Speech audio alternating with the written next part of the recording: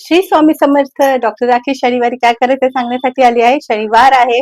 वार हा शनी देवाचा जरी असला तरी आपल्याला सर्वप्रथम गणेशजींना फूल आणि दुर्वा अर्पण करायचे आहे. शंकराला जल चढवायचं आहे. शंकराला जल चढवला त्याच्यावर काळे तीळ तुम्हाला अर्पण करायचे आहे. त्याचप्रमाणे जर तुम्हाला 2 लवंगा मिळाला तर फूल असलेल्या लवंगाही अर्पण करायच्या आहेत.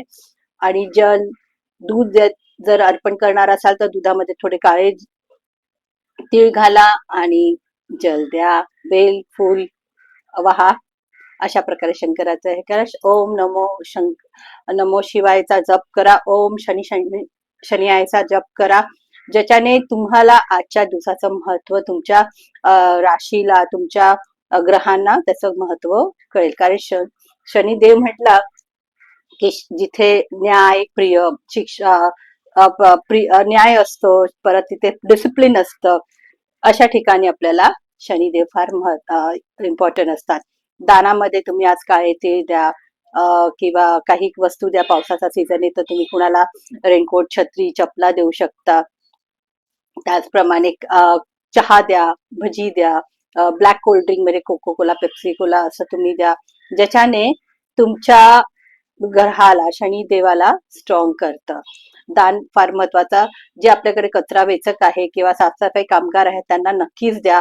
कारण शनिदेव त्यांना जे आपण सेवा करतो त्या सेवेचे फळ आपल्याला नक्कीच देतो. घरातलं वॉशरूम स्वतः साफ करा. शनिवार आणि बुधवार मी नेहमीप्रमाणे सांगते, स्वतःचं घरातलं वॉशरूम साफ करा. त्याचप्रमाणे घरामध्ये मीठ वगैरे ठेवा. संध्याकाळी मिठाने तुमच्या घरातल्या मुलांची सगळ्यांची नजर काढा. दिवा घराच्या बाहेर दिवा लावा. हनुमंताच्या मंदिरामध्ये राईच्या तेलाचा दिवा लावा किंवा त्यांना अर्पण करा. काळे उडीद अर्पण करा आणि रुईच्या पानाचा हार घाला. अशा प्रकारे तुम्ही पूजा करा. संध्याकाळी 7 नंतर करायचं. शनिदेवाची आणि हनुमंताची पूजा नेहमी संध्याकाळी 7 नंतर तुम्ही करायचं. त्याचप्रमाणे लाडू वगैरे असं काही तुम्हाला प्रसाद चढवता आला किंवा गूळ चणे तर त्याप्रमाणे त्यांना अर्पण करा. घरामध्ये दाराच्या बाहेर दिवा लावा. तुमच्या इथे पिंपळाचं वृक्ष असेल त्यांना जल द्या सकाळी आणि संध्याकाळी तिथे दिवा लावा.